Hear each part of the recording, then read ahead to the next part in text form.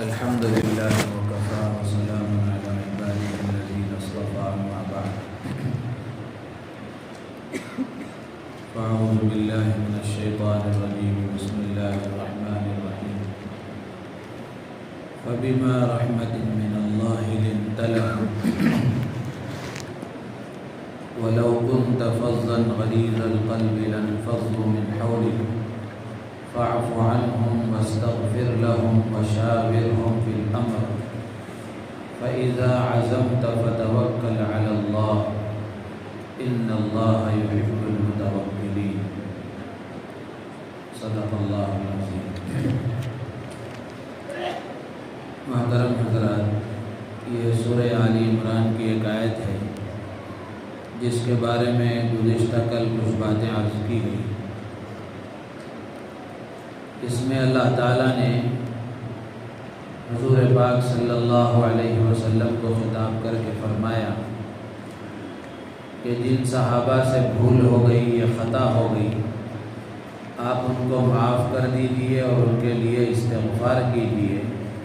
وشاورہم فی الامر، اور ان کے ساتھ مشورہ کیجئے، یعنی پہلا جیسے ان کا تعلق تھا اسی طرح اس تعلق کو باقی رکھیے. آپ جیسے اہم معاملات میں صحابہ سے مشورہ کیا کرتے تھے اسی طرح ان سے بھی آپ مشورہ کیجیے. تو یہ مشورہ یہ آدمی کی زندگی کا ایک اہم عمل ہے. کسی بھی فرد یا جماعت یا معاشرے کے لیے مشورہ بڑی اہمیت کا حامل ہے. مشورے کا فائدہ یہ ہوتا ہے کہ آدمی صحیح فیصلہ کر پاتا ہے، غلطی سے بچتا ہے اور ندامت سے اس کی حفاظت ہوتی ہے، اور صحیح نتائج حاصل کرنے میں مشورہ بڑا معین اور مددگار ہوتا ہے. اور مشورے کی وجہ سے مسئلے کے سارے پہلو واضح ہو جاتے ہیں.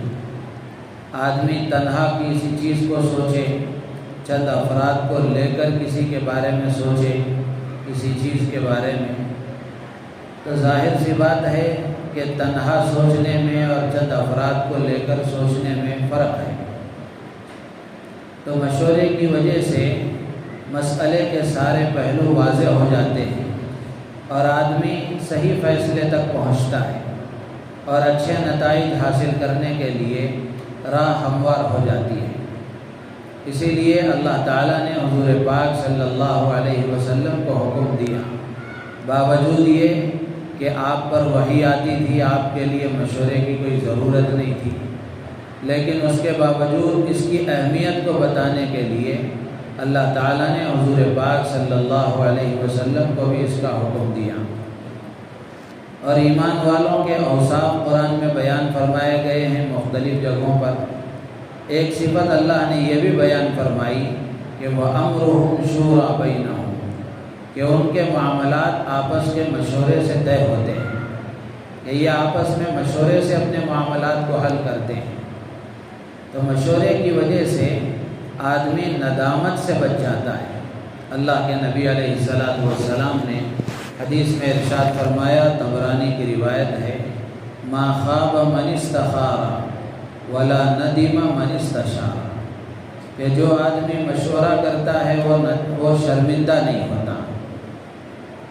تو اس لیے ہر اہم کام میں آدمی اگر مشورے کو لازم کر لے، صحابہ کی زندگیوں کو ہم دیکھیں، حضرات تابعین و تبع تابعین، سلف صالحین کی زندگیوں کو ہم دیکھیں، تو مشورہ ایک سنت بھی ہے اور اسی طریقے سے ایک کامیاب زندگی کے گزارنے کا ایک اہم ذریعہ ہے. اسی لیے صحابہ کے اقوال میں بھی، تابعین اور تبع تابعین، ائمہ کرام کے اقوال بھی بے شمار اس سلسلے میں ملتے ہیں. حضرت علی رضی اللہ تعالیٰ عنہ فرماتے ہیں، ما ہلک امرؤ عن مشورۃ، کہ جو آدمی مشورہ کرتا ہے وہ کبھی ہلاک نہیں ہوتا.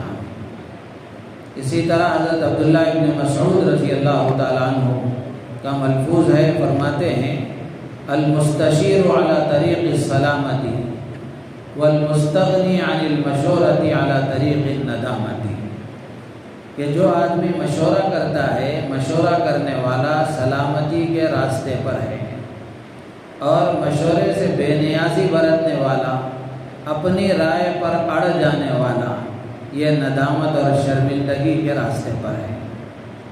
حضرت امام شافعی رحمۃ اللہ علیہ کا مشہور قول ہے من استبد برأیہ فقد ہلک، کہ جو آدمی اپنی رائے پر ضد کرتا ہے، اڑ جاتا ہے، وہ ہلاک ہو جاتا ہے۔ ومن شاور الرجال شارکہ فی العقول، جو آدمی لوگوں سے مشورہ کرتا ہے وہ لوگوں کی عقلوں میں شریک ہو جاتا ہے۔ تو اس لیے اپنے معاملات میں مشورہ کرنا چاہیے، ہر اہم کام میں، گھر کا کام ہو، کاروبار کا کام ہو، ہر کام میں آدمی اگر مشورے کو لازم کر لے تو درستگی تک پہنچنا اس کے لیے آسان ہو جاتا ہے، صحیح فیصلے تک وہ پہنچ جاتا ہے۔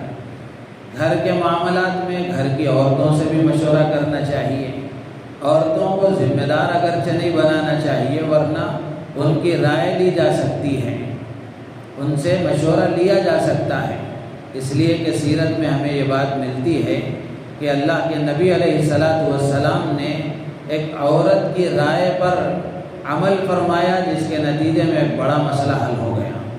صلح حدیبیہ کے موقع پر حضرت ام سلمہ رضی اللہ تعالیٰ عنہ کی جو رائے بنی اور حضرت ام سلمہ نے جو مشورہ دیا تھا، اللہ کے نبی علیہ السلام نے اس پر عمل کیا، جس کے نتیجے میں ایک بڑا مسئلہ حل ہو گیا۔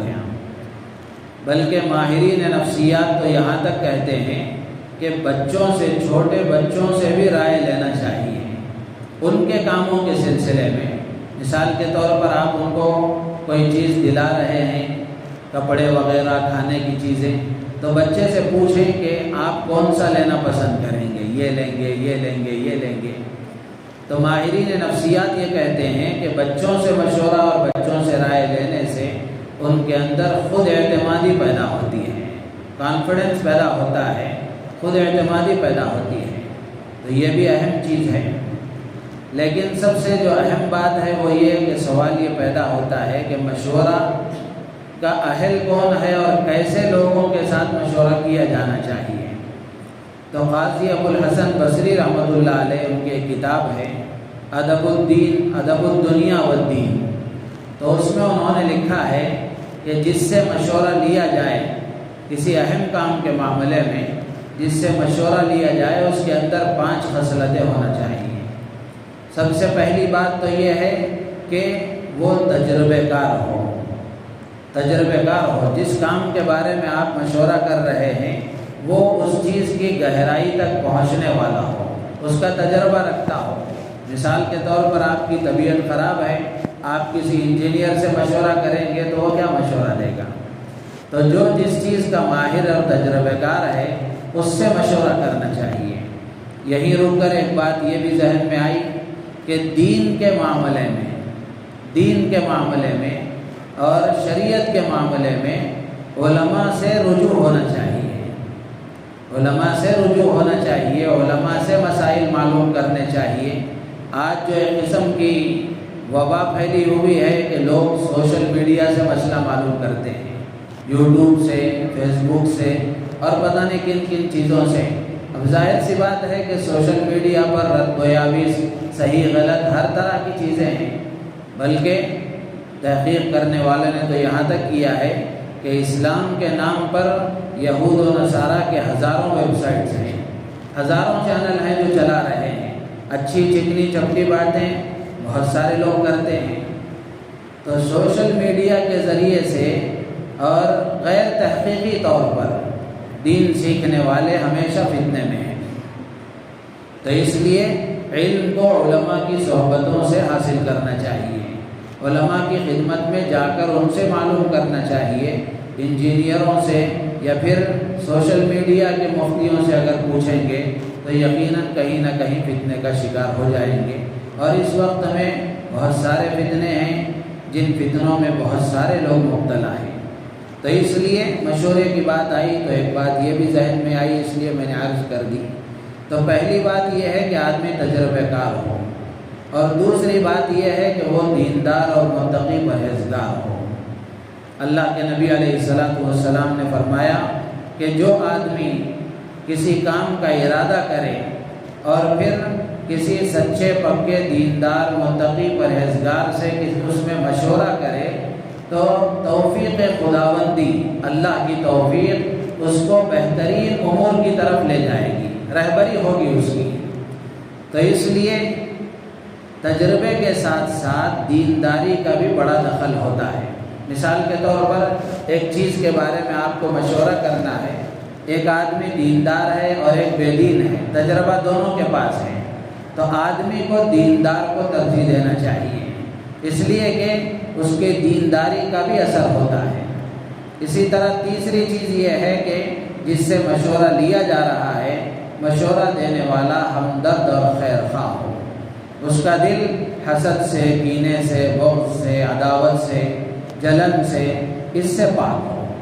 اگر وہ ہمدرد اور خیر خواہ نہیں ہوگا تو پھر وہ اچھی رائے نہیں دے گا، اچھا مشورہ نہیں دے گا، تو اس لیے ہمدرد ہونا چاہیے۔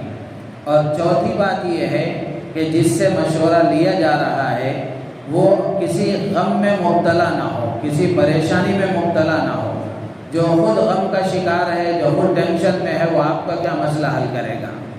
تو اس لیے جس سے مشورہ کیا جا رہا ہے وہ حاضر دماغ ہونا چاہیے اور ٹینشن سے پاک ہونا چاہیے، غم اور پریشانی میں مبتلا نہیں ہونا چاہیے۔ اس لیے کہ جب آدمی کسی پریشانی کا شکار ہو جاتا ہے تو اس کا دل دماغ صحیح طریقے سے کام نہیں کرتا، تو اس لیے ایسے موقع پر بھی اس سے رائے نہیں لینی چاہیے اور اس سے مشورہ نہیں کرنا چاہیے۔ پانچویں بات یہ ہے کہ جس سے مشورہ لیا جا رہا ہے وہ خود غرض نہ ہو، خود غرض نہ ہو۔ جس چیز کے بارے میں آپ اس سے مشورہ لے رہے ہیں اس چیز میں اس آدمی کی کوئی غرض وابستہ نہ ہو، اس آدمی کا کوئی فائدہ وابستہ نہ ہو، بلکہ وہ خالص ہمدردی کے جذبے کے ساتھ سامنے والے کی بھلائی کو پیش نظر رکھتے ہوئے وہ مشورہ دیں۔ اسی لیے شریعت میں ماں باپ کی گواہی اولاد کے حق میں معتبر نہیں ہے، میاں بیوی کی گواہی آپس میں ایک دوسرے کے حق میں معتبر نہیں ہے، اسی طرح غلام کی گواہی آقا کے حق میں معتبر نہیں ہے۔ وہ اسی لیے کہ ان کے آپس میں غرض وابستہ ہے، منفعتیں وابستہ ہیں، تو اس لیے یہ 5 صفات اس کے اندر ہونا چاہیے۔ تو یہ ایک بات ہے جو آدمی کی زندگی کے لیے بڑی اہمیت کا حامل ہے۔ آدمی کو مشورے کا مزاج بنانا چاہیے، جو مشورے کا مزاج بنا لیتا ہے تو وہ درستگی تک پہنچ جاتا ہے۔ ورنہ بہت سارے لوگ شکایت کرتے ہیں کہ یہ اپنی چلاتے ہیں، گھر میں عورتیں شکایت کرتی ہیں کہ یہ گھر میں ہم سے کچھ نہیں پوچھتے، اپنی بات چلاتے ہیں۔ تو اگر گھر میں مشورہ کریں گے تو پھر ظاہر سی بات ہے سب کا ساتھ نصیب ہوگا، سب کا ساتھ ملے گا اور سب معین اور مددگار ہوں گے۔ جس جگہ بھی جو کام بھی کرنا ہے اگر مشورے کے ساتھ کیا جائے گا تو پھر سب لوگوں کی رائے اس میں ہوگی، اور پھر اس کے بعد جب کوئی کام کیا جائے گا تو سب کا ساتھ بھی ہوگا، سب کا تعاون بھی ہوگا۔ تو اس لیے مشورہ بڑی اہمیت کا حامل ہے۔ اس کے بعد اللہ کے نبی علیہ السلام سے اللہ تعالیٰ فرماتے ہیں فَإِذَا عَزَمْتَ فَتَوَكَّلْ عَلَى اللَّهِ إِنَّ اللَّهَ يُحِبُّ الْمُتَوَكِّلِينَ۔ جب کوئی کام کرنے کا مضبوط ارادہ کر لیں تو پھر اللہ پر بھروسہ کرنا، اللہ پر توکل کرنا۔ آدمی ظاہر کے کتنے ہی اسباب کیوں نہ اختیار کر لے لیکن مسبب الاسباب پر اس کا یقین ہونا چاہیے۔ توکل کا یہ مطلب نہیں ہے کہ آدمی ظاہری اسباب کو اختیار نہ کرے، صرف اللہ پر بھروسہ کرے، بلکہ توکل کا صحیح مطلب یہی ہے کہ آدمی ظاہری اسباب کو اختیار کرتے ہوئے مسبب الاسباب پر یقین رکھے۔ اللہ کے نبی علیہ السلام کی خدمت میں ایک صاحب آئے، اللہ کے نبی علیہ السلام نے پوچھا کہ تم نے اپنی سواری کو کہاں باندھا ہے؟ تو انہوں نے کہا کہ میں باہر اللہ کے بھروسے پر چھوڑ کر آیا ہوں۔ اللہ کے نبی نے فرمایا قید و توکل، پہلے جاؤ اس کو کسی صحیح ڈھنگ کی جگہ پر باندھو، پھر اس کے بعد اللہ پر بھروسہ کرو۔ تو اس لیے آدمی ظاہری اسباب کو چھوڑ کر توکل کرے یہ صحیح نہیں ہے، بلکہ ظاہری اسباب کو اختیار کرتے ہوئے ان اسباب میں اثر پیدا کرنے والا مسبب الاسباب ہے، تو اللہ کی ذات پر بھروسہ اور یقین رکھیں۔ اللہ تعالیٰ سے دعا ہے اللہ تعالیٰ ہم سب کو ان باتوں پر عمل کی توفیق عطا فرمائے۔ سبحان اللہ بحمدہ، سبحان اللہ وبحمدہ، اشہد ان لا الہ الا اللہ۔